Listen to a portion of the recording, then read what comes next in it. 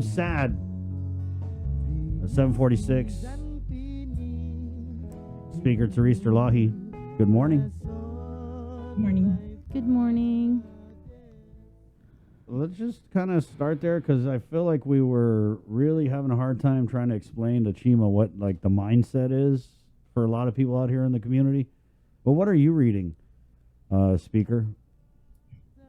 Well, I think I agree that data is very important, that if we want the community to arm themselves, protect themselves, that we have to give them data that they can use in a very common sense way, right? I was really happy that in the last press conference, we saw doctors and that the doctors were giving practical advice, right? Like get an oximeter or, and these are the numbers exactly that you should be looking at on your oximeter, that type of thing, and what patients can do at home. And so it's so much more precise. And I think that's what we really need. I'm hoping we're going to shift to this. It's a more medical approach. If this is a medical issue, then let's really go all head on with all the data that is necessary to make very sound medical decisions, right? And that, and I think this should not be data that is kept from the public because they can, you've seen it, they're so very smart. They will use it and they will protect themselves and they will know what to do with their families who are sick, and they will know when to take them to the hospital. And they, hopefully the ultimate goal is to prevent death. So let's do that. And I'm still waiting for the same data that you've asked. And I want to know now for those patients who passed away, what vaccine were they on? Did they get Regeneron treatment or were they ignored, right? What happened in those cases? If we know a little bit more and we can help more families. I'm really looking forward to the opening of these treatment centers. We talked about this. I don't know if you remember, I've been having several oversights with public health throughout this pandemic, maybe at least 6. And in October 2020, that far back, we talked about oximeters and how every person who tested positive should be sent home with an oximeter. We asked them, could they use CARES money? Because we were talking about CARES money back then, right? Could they use CARES money and get oximeters and send those home with patients? Could they send them home with additional, supplements, whatever else would help them? And can they track them better? We had a whole hearing on this. We had, I think at least one doctor there also saying we were going to that public health was going to try to set these treatment centers or clinics up in each village. That's what I was pushing for, each village. They wanted, to put several sites, but I was pushing for, why not every village? Why not have this in every village where all the positive cases, you can track them better. So it's not a matter of life and death by the time we see them again, right? When you send them home positive. So I know we're going to start up with the 1 or 2 Regeneron centers. That's what public health is planning. But it's very frustrating that it's delayed. I had asked them about this several weeks ago. I had also asked the governor about it. And, but really, public health, they have to admit if they don't have enough staff, they have to say that straight out. And we have to recruit from all over this island to stand these things up. This is what I think we have to put away some of our pride or whatever else it is that's an impediment and take medical advice and let's stand these things up as fast as possible. I guess I'm beginning to learn that we are very much dependent on, at this point, the federal government to send us shipments. And, I haven't got to the bottom of that yet, but I really do, because if the hospitals have it, I want to know, couldn't we get it on our own without waiting for this one particular source? Just like we had to get masks instead of waiting for FEMA to send masks, right? Or whatever. Just, if this is what we need in our community, I'm glad the HHS regional representative is here. I just learned that on your show this morning. So I would very much like to meet with him. I'm going to see if the public health director will, I'm going to call him up and see if I can get in on one of those meetings, because I'd like to hear what he has to say, how we compare to other jurisdictions, especially, right, in what we are doing, and how we can better stand these things up. Do we need, I think it's, of course, it's, our nursing shortage is going to be an issue. So we might have to shift the nurses around in order to provide treatment. And the National Guard is going to be key again. But I think we can do it. And I want to. make sure that we do this. Yeah.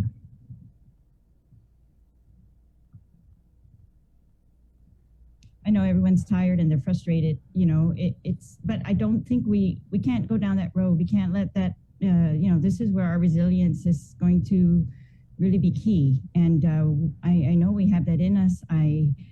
I support, all the efforts that we can do to lift up our frontliners,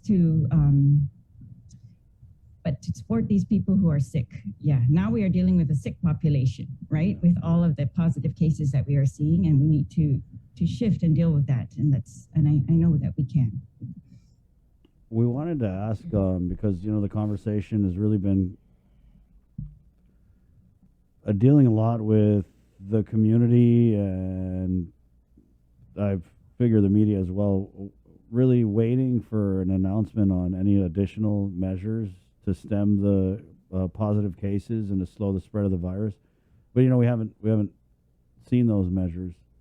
But I'm sure that's what everyone is talking about. People anticipated some type of announcement on Monday, right? Especially when the press conference started and the governor kind of laid out that we had those 8 deaths reported over the weekend. So in your opinion, I mean, do we need more, and what type do you think would work?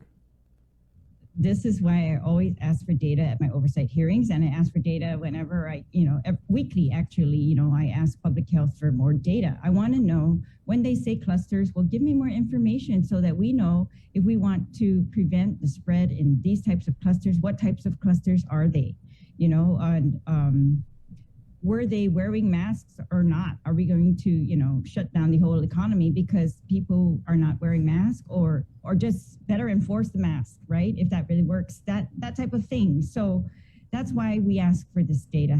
And I want to know, we have some doctors saying it's bars, but honestly, we've never seen that type of data very clearly in any of this public health or the JIC announcements, right? Like which workplaces, which restaurants. The GHRA is very adamant that it's not being spread in restaurants, right? And that they are taking adequate measures. So that's why I want to know as well, right? And it's the same, we start to get in a circle when we start thinking about the schools, because we've shut down the schools thinking that's going to protect these students who are unvaccinated from even us vaccinated people transmitting to them, right? Or to each other. I guess we're preventing them from spreading to each other, but we still have all of us able to spread, in the outside community. So yes, I see the frustration, and I see that we have to be consistent. I agree. But for me, if I'm going to be the one making that decision, I want all the data. I want to see it all. I want to see every detail. I want to see, how do you know that it's not being spread, for example, at the churches versus the funerals, as Sabrina's been saying. And how do we know that, when they say clusters or when they say family? Yeah, I think we just need to look a little bit deeper. We've had so many oversight hearings of public health to see about this contact tracing. We always knew tracing these cases was going to give us the information that we need to stop them, right? And so,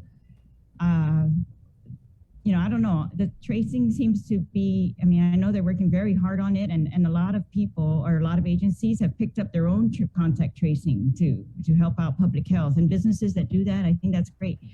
And we might all need to do that, because it just looks like we're not getting, enough data out of public health at this time, but I'm not satisfied with that. I know they have this data and they should be able to share it with us. Otherwise, people are making decisions without data in front of them, and that's not good either, right? And I think what we need, well, this is just my own opinion, but I really think if, just from, people I know, it's look at the response to the advice on oximeters, right? It's like they will listen to doctors, and they will listen to doctors' advice. If doctors tell them, this is the number you need, to keep yourself healthy. Yeah. And that's the very specific type of, and I think this should be a medically centered approach right now. And that, give us the medical. You hear about supplements, you hear about some clinics sending home these oximeters. Well, why aren't we all doing that? Why isn't the government doing that? And if those things benefit, if we've got other treatments, what I'm really hoping is that we're not going to run into a situation where, only some high-risk patients can get these treatments. We have to make these available fairly, and we have to make them, available to everyone who's high risk. That's a very important factor. Yeah, it's interesting to see that, we had talked about pulse oximeters last year too, but to see it was brought up in a hearing and that the suggestion was made to put together, we just said it yesterday, put together a little packet, you're positive, you get an oximeter, you get these vitamins, because when you hear about these dead on arrivals and the doctors are saying basically that these people they believe that a lot of them have the silent hypoxia and they're basically getting choked out without even noticing. But if they had the pulse oximeter and they were able to read their oxygen and they were able to know that the doctor said, hey, if it's below this or whatever, go to the ER. I think that people died because we didn't get this information out. Well, I would like to prevent that, so I'd like to get the information out. And I thought, I heard Dr. Wen give some good advice, kind of, if you're feeling worse, then go to the ER, right? And so I'm hoping, and this is, I think, that what we need to hear from is the ER, right? Are they accepting these patients? Are they treating them? Or are we being very selective over who we're going to treat up there? And that's why these community centers for COVID positive, not in need of critical care, for example, ICU or ER, that we can take care of them as much as possible. The more we can stand those up. I've seen that done in other cities. I think New York did that. They used schools. And they used the schools that were not open, right, to do this in the communities. So I'm hoping we can get this out there. I wanted to shift gears to ARP and whether or not the legislature, you have gotten any sort of information regarding this plan. And does it surprise you to hear that GMH hasn't gotten a single penny? Can we hold that thought? And we're going to jump on to KUAM TV. Bree, if you don't mind, if you could repeat the question when we go over. On the Bree side, we're at KUAM FM, Agatni Guam. Let's jump over to KUAM TV, where the link will continue. Proudly brought to you by Pacific Points, IT&E, Calvo Enterprises, and Jack in the Box. Good morning.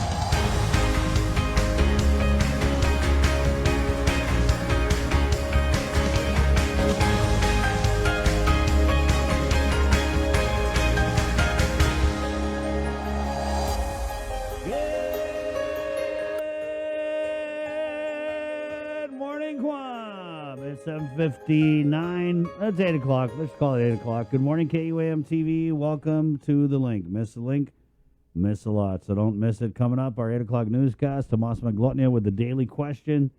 Superintendent John Fernandez is face-to-face instruction starting up on Monday. We're going to ask the questions. Coming up with the soup right here on the link. In progress right now, though. Interview with Speaker Therese Terlaje, where we join Sabrina Salas-Matanani for this next question. Sabrina, good morning. Good morning.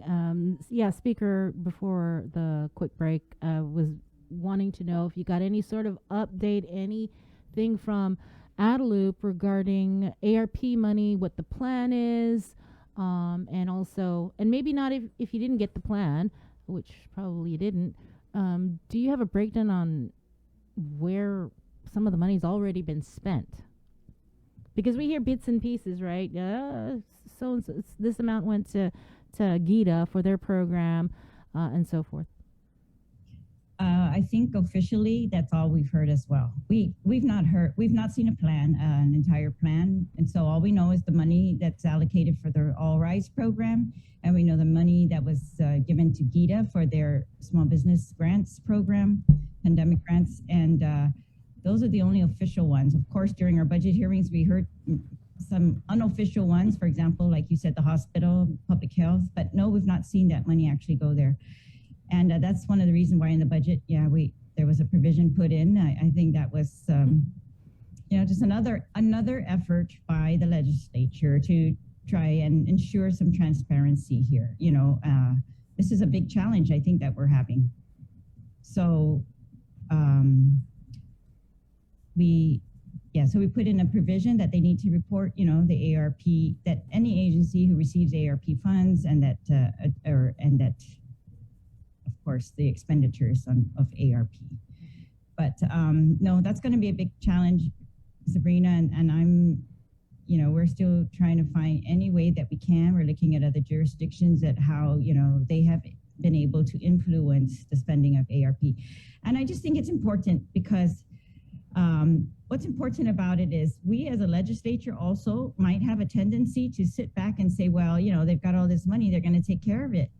And then find out later it's not taken care of, and we're talking about, hopefully, we're not talking about critical government services, but we know that public health and the hospital were not fully funded in this budget. We cut the budget by, I think $80 million over several years. That this is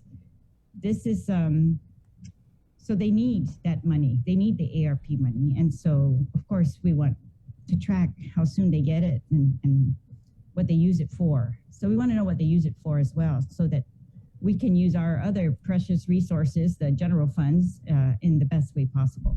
And I think, we're only going to have a successful budget year if we are willing to really do oversight of the spending of the local funds and do as much as we can to get some transparency on the spending of the federal funds.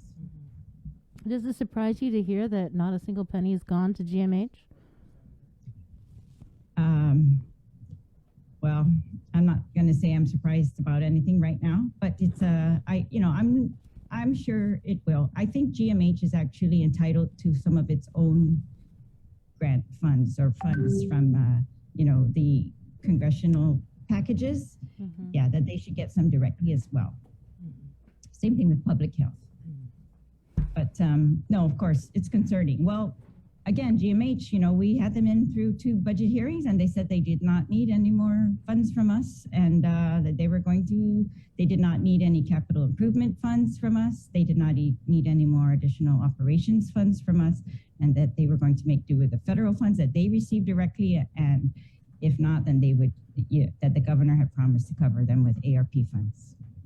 So, that's kind of the position that we're in here, and we're trusting that they're going to take care of it, just like we trusted through this pandemic, that public health, is going to stay on top of it all. And, but I think now,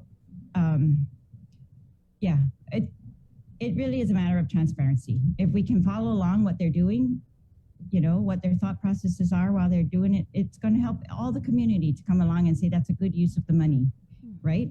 And so GMH has not said anything, as far as I've heard, since the budget hearings to today about, being in dire need of money. So I hope, and the governor, of course, has transfer authority. We're not even over the fiscal year 2021, and we were tracking excesses. So they should be able to take care of GMH's needs. In fact, we should be able to stand up these programs using our own funds if we have to, and to do that right away.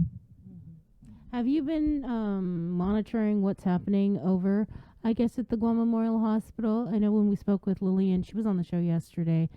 She did say that they did put in a request for ARP money, Yes. To help pay off all of their debts and their vendors and what have you. But she also mentioned that the alternate care facility, they're finally going to start working on that up at the SNF. And then the staff infections. That just kind of was Yes. Those are alarming, of course. It's very alarming. And then I heard Dr. Lombard's take on that as well, that can't be avoided, or I don't know if it's Dr. Wen, but yeah, that, that long contact that, our frontliners are having with patients is something, yeah. So hopefully, I don't know, they did a very good job the first time, the first wave we had, or second wave, and to protect themselves. And I know that they're going to be making every effort to do that, that they've supposedly put in the equipment they need to do this, and that they're working again on the SNU. That's another thing. I remember January, before the pandemic ever was found on Guam, before COVID was found on Guam, that was one of the first plans that they discussed, was how we were going to calibrate the SNU, put in equipment that is necessary for all of these things. So it's very frustrating. It's really been a long process. We have a meeting with GMH that's coming up on September 21 as well, with all the senators, and GMH, and to make sure that we are all up to speed and on the same page going forward. Was there anything else, Speaker, on your radar, or anything that you want? Just I'm happy that the RISE payments have gone out finally, and I think it's of course, even more necessary now than first intended. I mean, it's almost as if people are just getting more desperate, right? It's like things are looking worse. So I'm glad that money went out, and I want to thank Reverend Tax and DOA for really the employees doing what was necessary to get that money out as soon as possible.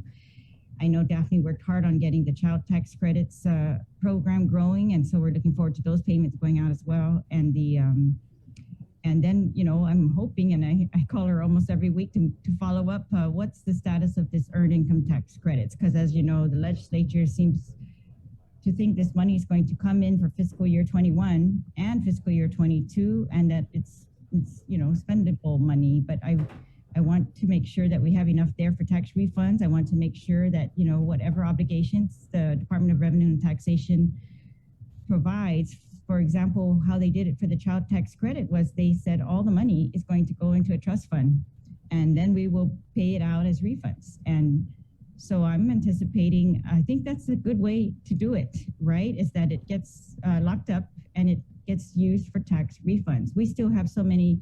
We are doing, the administration is doing a very good job at processing refunds and paying them out. I mean, a better job than other administrations for sure in many years. However, we are still behind, and I think we need to catch up. And I think that's just another way to get cash into people's hands. And that's what I think is very important at this time, that you get the cash into their hands. I was happy to see that the SNAP for the children, those benefits they were funded. And you saw that the use, right, of those, the long lines in the stores over the weekend. Mm-hmm. It's just another indication. The need is great. And so we have to just keep plugging away at this, like taking care of these needs. We have huge needs. Mm-hmm. Yeah. And Speaker, I don't know. Right now, medical needs are another very urgent matter. On that note, right, I don't know if you heard yesterday, we interviewed Lillian Posadas, the hospital administrator, and I was kind of shocked to hear from her that they haven't got a single penny of American Rescue Plan funding. ARP, right, that's what Sabrina was just saying. Yeah. Right. Well, it's just like the rest of the government and the people. We only, as far as we know, what's been distributed is the money to GITA and the money for the All Rights program. Yeah. And, of course that, well, Lillian is saying now, I think that she needs it as well to pay for FY21 obligations. We didn't even talk about those because we were talking about FY22 budget through this whole budget deliberations. But yeah, I think whatever need, the governor has said whatever needs the hospital has, she's going to take care of. And I believe they have all the ability to do that. They have revenues coming in higher than what we had appropriated. For FY21, they have ARP funds, of course, and so they should be able to do that. And they have transfer authority, right. Absolutely. Let me go back to the RISE Act. I know you said that you were happy that it was paid out, but is it enough, Madam Speaker? Do you think our people need more direct assistance with the PUA ending? Of course, yes. I think we need to stand up our programs I'm hoping they can stand up as many people. I tried to do these calculations, but it would take a lot of programs to stand up to cover all of the unemployed and to put them into training programs or retraining programs or, and give them stipends while they do that, so that we kind of, take care of two things at once. We give them stipends for living expenses, and we also retrain them for jobs that they so far have not been able to get back into, or, new jobs, right? So that they can be guaranteed a job during these kind of times. So I'm talking about these high need areas. We've talked about this before, right? That like when we brought in GCC and we talked to them about the boot camps and how these were in these areas of high need, perennial high needs. Like we've had these high needs for these types of workers, these types of skills for, decades. And so we still need those. We still need teachers. We still need nurses. We still need nurse assistants. We still need social workers, right? You brought the CPS people on. You had a great show on that, by the way. Thanks. And we have to continue to bring people into those professions, and that's how we sustain ourselves here. Right. Speaker, we're going to let you go with this comment. I don't know if you have information, but maybe it's something you can kind of track down. Can you ask the Speaker for status on war reparations? Asking for my aunt. There's still a lot of people who have not gotten their payment but received letters that they filed.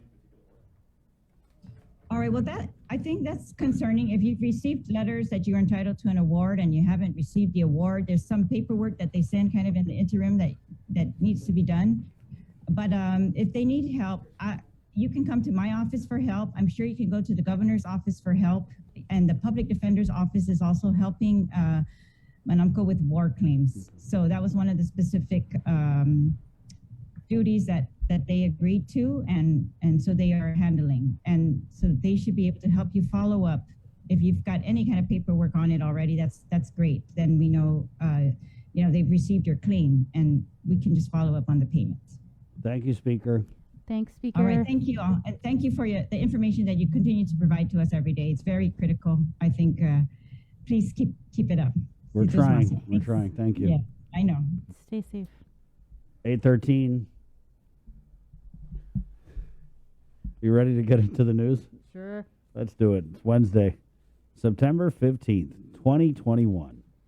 Our 8 o'clock newscast. And coming up, we have the daily question with